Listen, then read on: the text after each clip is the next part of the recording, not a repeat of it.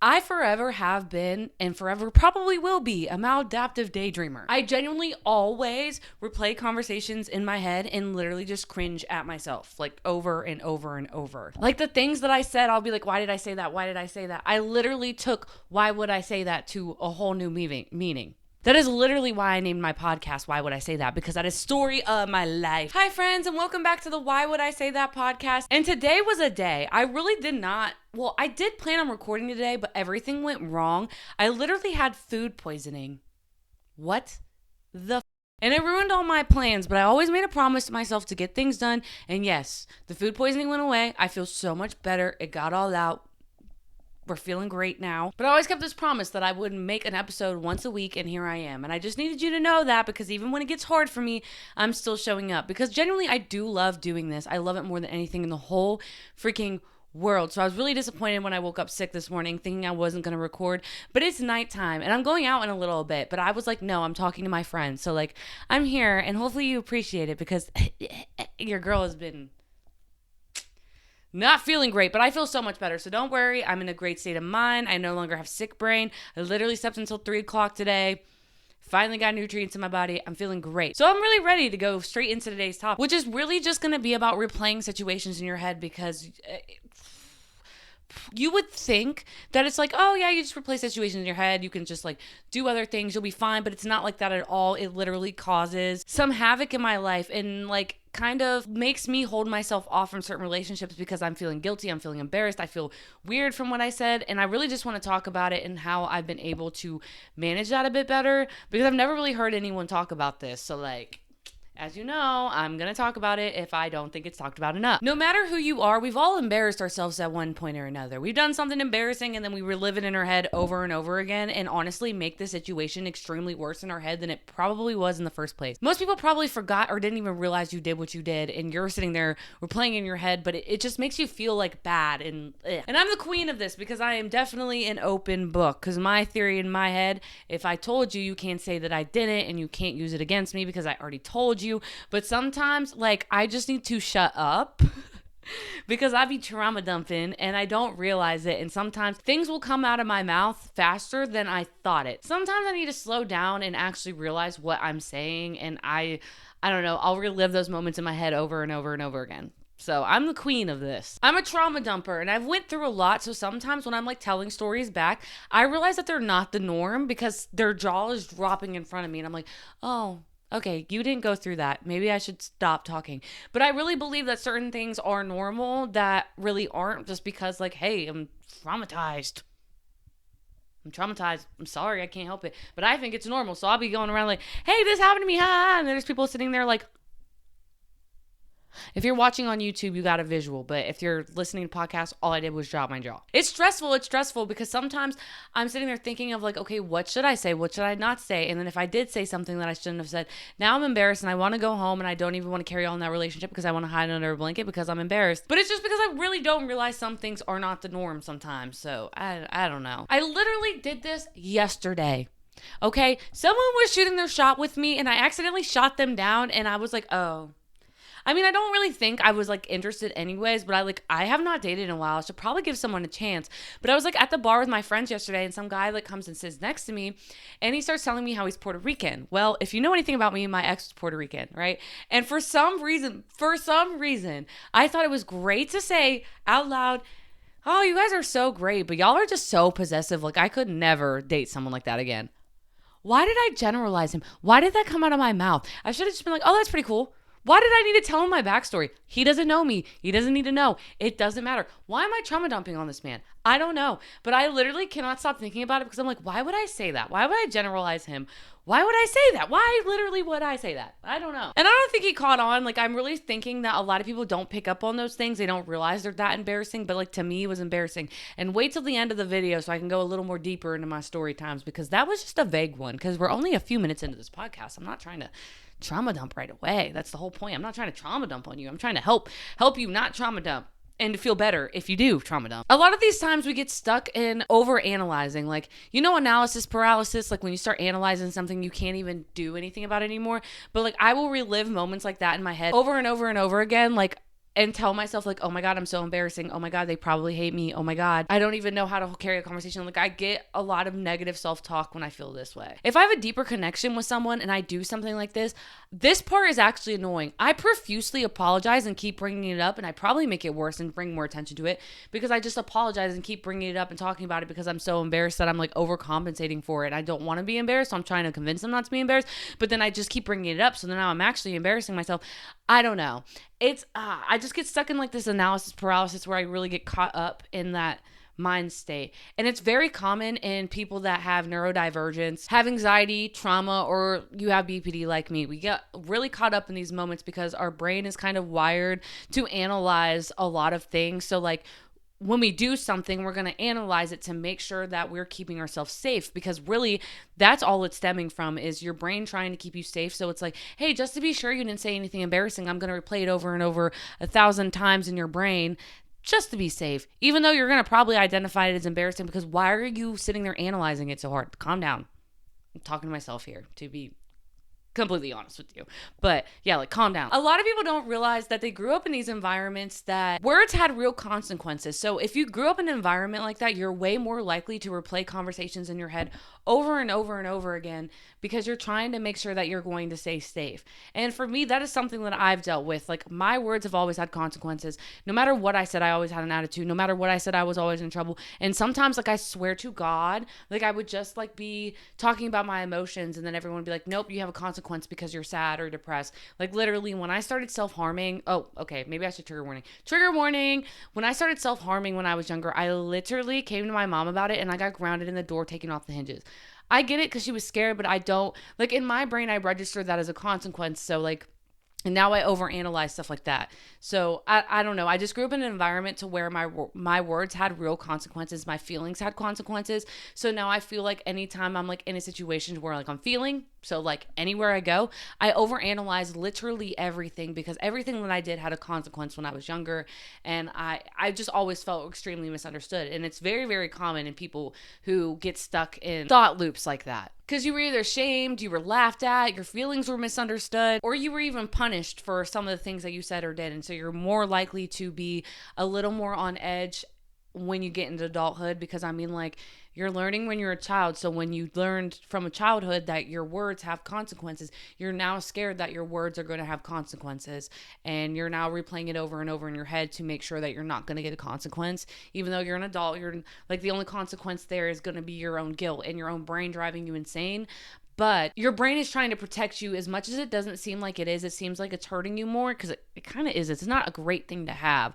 But it is your brain's way of trying to protect you to not have like a real life consequence to the words that you say. When you're dealing with something like this, you're dealing with cognitive distortions. And there's two main ones that I really, really want to talk about that really play a role into you playing certain conversations and scenarios in your head over and over again. The first thing is mind reading. You start to assume what someone else is thinking when you get caught up in that little loop of you replaying situations in your head, because you literally believe that they thought it was embarrassing, but you're assuming that. You don't know that. Like if someone pauses after you say something, you start to believe that means you're weird or uncomfy or even both, but that's not what that means. That was just a facial expression. And like you can have a good conversation and someone look at you like this sometimes. You know what I'm saying? Like it doesn't mean that it's embarrassing. It just might mean that they're questioning it. They want to know more. It does not mean what you already assumed. You can't mind read. And if you do feel those ways, it's very important to like communicate that. I'm like, oh, that's embarrassing. And like maybe they will validate you and make you feel like it's not embarrassing. Maybe they'll give you space to open up a bit more, but you can't mind read someone's emotion to what they said or their feelings about what you said. So don't assume that is what someone's thinking. If you're assuming things, just ask them, because at this point, if you're going to hide from that anyways and never talk to them again, at least get that conversation out there. So see that maybe you don't need to avoid this person, because I know when I get embarrassed or start to relive things in my head, I kind of distance myself from that person because it's really, really hard to deal with, because I'm dealing with a lot of guilt and embarrassment. But I've learned over time, if I bring these up to people, like I'm not a mind reader. A lot of the times, whatever my thought wasn't correct. They just made a facial expression that I took the wrong way because I'm sensitive. because I'm sensitive. And that's the second thing with cognitive distortions, is that a lot of the times we're highly sensitive people, and that's why we're reliving things in our head, because we want to make sure that we didn't hurt someone else's feelings, to make sure that our feelings aren't being hurt, even though they definitely are, by the whole loop of conversation. But tiny weird moments for someone like me who has borderline personality disorder can lead to full-blown crises. And it's just like, it's usually the straw that broke the camel's back, but at the same time, like, small inconveniences and small embarrassing things can send someone into a crisis because we're highly emotional. Like, it's just something that it's like in our wiring. So it's super common for people that are like highly sensitive or thinks that they're a mind reader and can read everybody. It's so common to relive conversations and scenarios in your head over and over again, which in the end is actually really, really harmful to your brain. And as much as your brain is trying to protect itself, it's extremely harmful, because it's like you get stuck. You get stuck in this time, you get stuck in analysis paralysis, and it's not a good time. Truth is, a lot of the time when you're reliving these moments in your head, is you probably didn't make it weird. You really probably didn't make it weird. It was just a conversation, and your brain is hyperfixating on that moment of the conversation. And if you did make it weird, they most likely didn't care, because when people say weird shit around me, I don't care. I'm like, cool, say the weirder the better. Like, I really don't mind. And if they do care, it's not the end of the world, because it's probably not the spaces you need to be in anyways. Like, if that's really how you act and like talk, it's completely fine. No matter what the situation was, if they get weirded out and you start to feel weirded out, maybe it's just like you guys aren't meant to be friends anyway, or you're not meant to be partners anyway, or you're just not supposed to be in that room anyway. It's okay. You're just weeding them out, but you probably didn't make it weird. You're making it weird by making it weird in your head. And weird is freaking cool. I don't want normal friends that just like, I don't know, I'm not like the clean girl aesthetic that dresses up every day and dresses and stuff. And I'm not saying I'm not like other girls. I'm not doing that. I'm not being a pick me, but like, the more not normal, the better. I love that. And just to prove to you guys that nobody cares when you do weird stuff, I'm about to tell you some of the weirdest stuff that I have done. And I only made it weird in my head, except it is weird. Like, in my brain, I'm like, no, sometimes I relive these situations in my head and I can't make it stop. But like, oh my God, we're just going to go straight into it. So, all right. So this is where we're going to get a little more like adult rated content. So if you don't like stuff like that, skip like a few minutes. My friend's engaged to this guy, and we used to like have like this whole big friend group. So like, it was a mix of her fiance's friends and a group of our friends, which really was just me and her. But at least at that time, I do have a lot more girlfriends now, but at that time I was going through like a new friendship thing. But I started hanging out with like a new group of people, and like the first time I hung out with this guy, you know, it's the BPD in me. It's the hypersexuality, okay? And I haven't done the deed in a long time. Your girl was acting like a 12-year-old person going through hormones for the first time, okay? I guess. I don't know. I started hanging out with one of my best friend's fiance's friends, and it was his best friend. And, you know, we ended up getting a hotel and like hanging out the rest of the day. This story is so funny. All right, you know, we're doing the deed, and he ended up going a little rougher than I liked, right? Dude, why would I do this? Instead of just being like, hey, like, maybe don't do that, because your girl, I'm not trying to go TMI here. I do like this stuff, but he went a little too far, and I should have just communicated like, hey, don't do that. Instead, I got up, started screaming, running out of the room, screaming, I'm traumatized. And remind you, we're in the middle of the deed, so I had no clothes on. That's so embarrassing. And we spent the whole day together, but that was so embarrassing. That was so embarrassing to the point like I ended up leaving before he woke up the next day, and then he ended up texting me, and he was completely fine with it, and we've hung out five times since then. And he does make fun of me, but it's more of like a joke. Like, it is like an ongoing joke that we have, so every time I see him, it's like an ongoing joke, because we're still like really good friends and everything. But like, yeah, I don't know. And I relive that situation in my head, and it's something, this happened last summer. I could probably think about this like once a day, once every other day. I don't know. Yes, I did make the situation weird. It does sound really weird, but like, he did not care. And honestly, I guess it was for the plot, and he probably enjoyed it. He was like, oh my God, this is just crazy. But she's fun. Because I am fun. Like, I don't know. It was like, I don't know. Me and him have a lot of fun together. We're not like working towards a relationship or anything like that. Not at all. Both got to work on. But I do think it's so funny that he actually did not care about that, and we're both like super cool with each other. And that just goes to show, no matter how weird you get or how weird the situation can be, sometimes it's really not that weird. It does sound weird. The situation was very much weird, but like, he didn't care. He really didn't care. He was like, oh, I would never do that again, blah, blah, blah. So really, I could have just sat there and be like, hey, don't do that. But instead, I embarrassed the living crap out of myself. And it lives rent free in my head. But again, it's only weird because I made it weird, even though it was weird. But he genuinely did not care. And we still have a pretty good friendship. So not so weird, I guess. And then I also recently made a new friend. I love her to death, but we went into it and I just started, I don't know why I'm like this with friendships. I just trauma dump. You want to hear my whole life story? All you have to do is hang out with me one time. I'm going to give it to you. I don't shut up sometimes, especially if you put a drop of liquor inside me. Oh yeah. You're getting my entire life story from the moment I was born to the moment I walked into this establishment. Okay. But I have this friend and the first few times we hung out, all I did was trauma dump on her. And I think about it a lot. I'm like, dude, she's going to think I'm too much. She's not going to want to hang out with me. And I think this is a lot of the reasons I've lost a lot of friends in my past. Dude, we've been hanging out a few times a week. She's now one of my best friends and she's super, super cool. She did not care at all.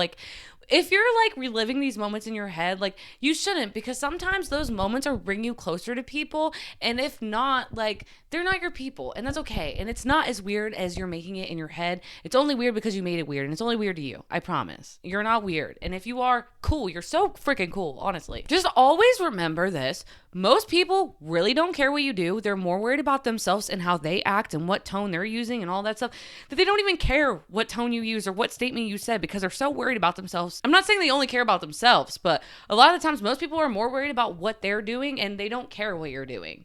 So live life how you want to, because it's your terms. Just live it. It's going to be okay. Just some of these thought processes have really helped me calm down, just to know even if I am weird, it's fine, because weird is cooler. And second, a lot of times when I'm caught up in that thinking, I'm making it weird. I'm making it weird because I'm making it weird. And most times people don't care. And sometimes if you're really, really caught up into that, just talk to that person about it, because if they're for you, they'll get it. And if they're not for you, they just don't get it. And that's okay. They just don't get it. They just don't get it like us, Normalize weird. It opens doors for deeper connections, deeper relationships, and more meaningful relationships. I do want to hear more about you than surface level stuff. Don't be surface level for other people and making other people comfortable. Don't change your demeanor, your tone, or who you are in order to make other people comfortable, because the people that you attract are going to be comfortable with you as long as you're living in your truth. Everybody has a somebody out there. Okay, not everything is going to be made for you, but there is something made for you, and there are people made for you, and the same struggles that you deal with, someone else is dealing with. The same little quirks that you have, somebody else has. Or even if they don't have it, they will love it, and you will love their quirks. There's just certain times at certain environments that people aren't for you. So yeah, you're going to feel weird about it, but it's really just because you're not meant to be there. Be weird. Open up doors to bigger and deeper and more connecting relationships by being weird. Being weird is cool. I'm giving you permission right freaking now. If there is something that you have been thinking about a lot and you feel like it's super, super weird, but this podcast helped you, let me know down in the comments below, because I guarantee that somebody else's thoughts have thought that before. And I want other people to feel okay with their thoughts too, because I don't want them to be stuck in analysis paralysis. That's why I make the content that I make, because I want you to feel better about who you are, exactly how you are. You don't need to change yourself and change certain things. Now, if you have negative things, it's okay to grow as a person. You're allowed to change those things, and I do encourage that type of change. But exactly who you are right now, you're exactly where you need to be, okay? If you're not where you want to be, it's because this is where your feet are planted. You have a few more things to learn before you get what you want, and that's completely okay. But be weird, because the people that are accepting of that are meant for you. They're meant to be there for you. They're meant for you. And if you're not there yet, it's because you're not in the right room. You're putting yourself in awkward situations. You're trying to dim down your own light. You're just doing too much. You need to be in different rooms, and sometimes you have to say certain statements and do certain things to find your people. And it is going to feel weird if you're not in the right environments, because the people around you, if you're not in the right environment, probably won't be super accepting of that, but someone will be accepting of you.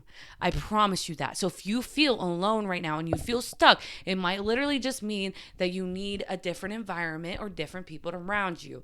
I'm not trying to sit here and point my fingers at everyone else and say it's their fault. I'm literally pointing my finger at you and saying, hey, it's your fault for putting yourself in those rooms, but you are perfect the way that you are. You are worthy the way that you are, and there's no reason you need to be stuck and freeze reliving scenarios over and over and over again in your head, because there's nothing wrong with you. You're perfect the way you are. You're extremely worthy. Always remember, the weirder, the funnier, because I don't know, humor is my little quirk. I love funny people. So like, be weird, be funny, be cool. Okay? I think that's cool. And don't overthink it too much. Don't do that, because you'll get stuck, and sometimes you'll ruin your relationships because of this, because you will be scared to communicate with them. You'll be too embarrassed, or you'll feel humiliated, and you shouldn't feel those ways. Unless, and honestly, even in this scenario, if you were naked on a stage, then okay. If you accidentally became, like, say you had like a wardrobe malfunction in front of a million people, it's slightly embarrassing. But hey, they'll remember you forever. You're memorable. You're memorable. But like, yeah, not much is embarrassing. And if you're in the right crowds, it's not embarrassing, okay? You don't need to be sitting there driving yourself absolutely insane. But yeah, that's pretty much all I got for you guys today. I just really wanted to talk to you guys. Even though I was really sick this morning, I rushed over here just so I could talk to you guys as soon as I felt better. As soon as I felt better, I was like, podcast time. And I was really excited to make this podcast. But definitely let me know in the comments down below some of the things that you're dealing with when it comes to overthinking, because I guarantee you there's so many other people in the world who are doing the same freaking thing, and it's going to help them. And also, I do reply to my comments. So even if you have this weird way of thinking that you can't get out of, maybe I can help. Maybe I'll reply and try to give you a little tip or two to spread some encouragement and some love, because I know when I was in those positions, I needed it. So I try to do that for other people. I try to be the person that I needed. And this community is actually growing pretty fast for like an average podcast. Like, I just want to thank you so much. The DMs I have been receiving, the comments I have been getting, you guys have been referring to my podcast in my comments on TikTok and Instagram. And if you're interested in those type of content, I'll link them down below. But you guys have just been so amazing and so supportive. And I just always want to remind you that I'm just a girl. I've been exactly where you've been before. I might not experience some of your experiences. I've had my own experiences that you may have not experienced, but I've been where you were before. So if you're ever looking at me and being like, oh my God, I wish I could be there, please know that I still struggle too. I'm just a girl who is in your shoes, trying to give you perspective and things that have really helped me. I just want to thank you with my entire heart for being here, because you don't understand how overwhelmingly loved I feel and like supported. And it just means the whole world. And every download, every follow on this podcast or on my YouTube is so, I don't know, it's just so weird. Like, I didn't think that my podcast would actually do this well. Like, I know I planned on doing it, but like, I don't know. I thought it was going to be more of a flop, and I have no idea why I thought that, but you guys are the ones making it not a flop. And so thank you. I love you more than anything in the world. And to remember that I'm just a girl. I'm going through it too. Don't idolize me. Don't pedestalize me, because I'm really going through it too. I'm just sharing my own journey and my own stories and some tips and tricks that have helped me. If you're watching on YouTube, don't forget to subscribe to my channel. If you're listening on podcasts, make sure that you download these episodes. Make sure you hit that follow button, because again, it really helps me out so much. And like, again, thank you to everyone who already has done so. It means the whole freaking world to me. But don't forget, because I come out with an episode every single Friday. So if this was helpful for you, you're going to want to come back next Friday, because I'm going to help some more. But yeah, I love you guys more than anything in the whole freaking world. Again, thank you. And again, remember, stay weird. Don't overthink it. Your people are out there. I promise. And if they're not, I'm here. I'm right here. My internet friends are like my best friends. So again, thank you guys so much for being here. I love you more than anything in the world. And until next Friday.